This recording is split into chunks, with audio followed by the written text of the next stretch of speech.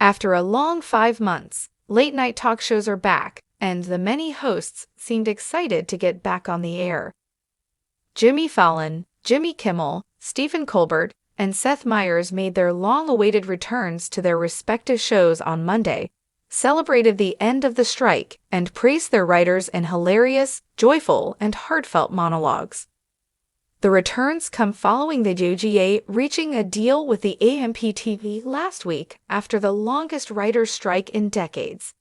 However, with the SAG-AFTRA strike still ongoing, the shows had to get a bit creative with their bookings. Here's a look at how the famed late-night hosts handled their comebacks after the long and financially challenging hiatus. Fallon's return to the air, following a tumultuous past few weeks, blended his trademark goofy comedy with some genuine emotion. The host shared a message of solidarity with his writers, sharing, "I just want to say I'm so happy all the writers finally got their fair deal that they deserved.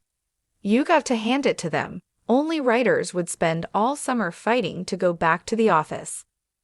Yeah, it took 5 months to reach the deal.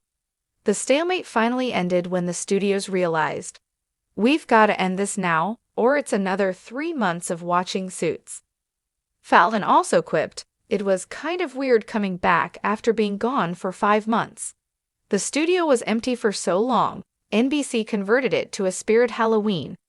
After his monologue, Fallon took a seat behind his desk, which he embraced in a big hug, and got a little somber and emotional talking about how much the show means to him. "I had a lot of time," he said.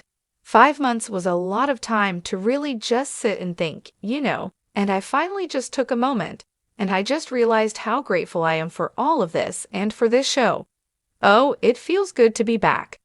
Colbert began Monday's monologue, to a rousing cheer from the sizable audience. "It feels good to be with all of you again here in the Ed Sullivan Theater, because after the first few months of the strike, my wife, Evie, refused to keep chanting my name.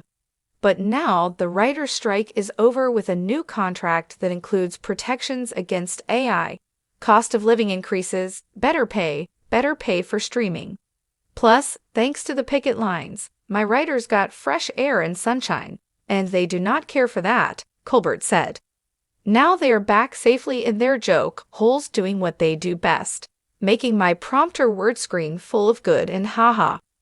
Colbert continued, "It's been a long time since our last late show. We looked at the calendar today, and check my math on this, I believe we have been off the air for 154 indictments. Is that right? It was a crazy summer to be off."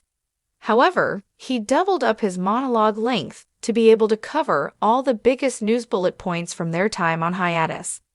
For his big return, Kimmel got some help from some famous friends, including Arnold Schwarzenegger, who played his psychiatrist in a pre-taped intro and assured Kimmel that he will be back, in an adorable reference to Schwarzenegger's iconic Terminator line. When Kimmel took the stage, it was being used by 4 people playing pickleball, and Kimmel explained, "Apparently while we were gone, they've been renting out our studio as a pickleball court." After telling the 4 they had to leave, Kimmel joked, "Try James Corden's studio, he moved to England." You know that the weirdest thing about being off the air is, when I walk in a room, nobody claps, Kimmel joked during his monologue, so it's really great to be back. "I wanted to take a moment to say how grateful I am to be back here with you tonight. I never take this show for granted, but being away from it for as long as I've been away from it really hits home how much I love having this as a workplace," Meyers shared. "I would like to thank some people. I would like to thank the WGA negotiating committee, the guild leadership for all the time they put in, all the personal time they sacrificed to be in the room negotiating for the very fair deal that all the writers deserved. I am so happy. I am so happy to be back in a room with my writers, everybody. I missed my writers so much. I was so happy to see them this morning. I will admit by lunch I was a little over it," he quipped. "They're really talented. They just have a ton of opinions, They're always like, maybe it will be funnier if you said it like that. It's not how I say it. Stop blaming it on how I say it." I'd like to thank my family. I know it was not easy to have me around for 5 months, he continued. I'll never forget the day this summer where my 7-year-old came up to me and said, "Not only do I not care what Rudy Giuliani did today, I'm not going to care what he does tomorrow."